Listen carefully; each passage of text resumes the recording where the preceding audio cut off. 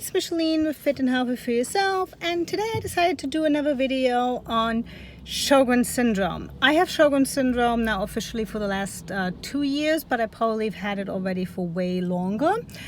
And as I actually learn more and more about the disease, I figured I'll do another video on it. What is Sjogren? Sjogren syndrome is an autoimmune disease. Basically, it's a disorder of your immune system. And what it basically does is your immune system goes into overdrive. And it starts producing antibodies to attack your own body's cells and tissues. And unfortunately, there's no cure for it. There's treatments for it, but there's no cure. And we also don't know what triggers it, where it comes from, who is more susceptible to it. That's still a big mystery, so I'm not going to do any information on that or any time on that because, don't know it, can't do anything about it. So as your immune system goes into overdrive, what it first attacks when it comes to Sjogren's is it attacks your moisture-producing glands. That would be your salivary glands and your tear ducts. And that's why really the most known symptoms for Sjogren's is dry mouth and dry eyes. Now, dry eyes basically means you don't produce any tears, you don't produce any moisture. That means red eyes, itchy eyes. It also means that it could lead to blurred vision. It could also lead to extreme light sensitivity. I have noticed that in the last year, I even need to wear sunglasses when I go outside in a cloudy day. So I always need to have sunglasses now with me. So eye drops help, but you really need to keep an eye on your eyes and go to your checkups. Dry mouth. Yes, I have dry mouth like crazy. That's why I constantly need to drink something. Basically, it means you don't produce any saliva, which also means you are not flushing out the bacteria in the mouth. So the bacteria just sits there, attacks your teeth, cavities, root canals, extractions. So definitely keep up with your dental health. It also means that your salivary glands can actually swell up. So we have salivary glands down here. We have also a really big one right behind the jawline here by the ear, the parotid. And I have those frequently blown up. They just get really big, they get infected, and it's no fun it hurts. There's no way to really clear it out. It's not fun. It's a visit to the oral surgeon. It's a lot of antibiotics, and it's not something that you want. So to prevent that, it's basically try to really drink a lot of water to flush out your mouth and massage that area a lot to prevent that from happening. What else can happen? So this is pretty much the primary symptoms. However, I have noticed that Sjogren's, as I've learning about it, goes really a lot deeper in the body. And Sjogren attacks a lot of things besides the tear ducts and the saliva. It can attack your skin. Your skin can become dry. I have dry skin. I always thought I just don't moisture enough, but there is really not any moisture or lotion out there that will help me. So dry skin is really one of them. Dry, cracked, and chapped lips. There's not a lip balm out there that has helped so far. Vaseline helps, but that's about it. So that's a symptom of Sjogren's. It can attack your thyroid, which basically means you have prolonged fatigue. You feel tired, you have no energy. And that's a symptom of Sjogren's. That's not necessarily a symptom of you overworking yourself or something. It's just something that your body tells you and you just have to deal with it. It can attack your kidneys. It can attack your liver. It can attack your lungs, which it has with me already, which I actually didn't notice until recently when I went to my doctor and I said, I exercise very well, but my cardio condition doesn't seem to improve, and I'm always huffing and puffing.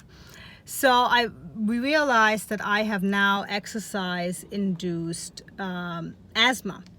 So unfortunately, I have to take an inhaler before exercise. And my condition has improved a lot. So unfortunately, Sjogren's has already inflamed my lungs enough where that's a problem for me. And it can also cause pneumonia, bronchitis, a dry cough. All of those are symptoms of Sjogren's. So that's something to look out for. It can also attack your nerve endings, and that's a little interesting because that's not really something that you would associate with Sjogren's, because you didn't think that moisture is included, has anything to do with nerve endings, but it can attack them, which basically means you can feel numbness, tingling, burning in your hands and feet, just out of the blue, which I've had happen. And it can also attack the nerve endings that coordinate your heartbeat and your respiration, your breathing, which is very interesting because I've had a pretty high heartbeat my entire life. The usual normal resting heartbeat for any human is between 60 and 100. That's your pulse rate. Mine has always been, even resting, at a higher rate, pretty much between 90 and 100.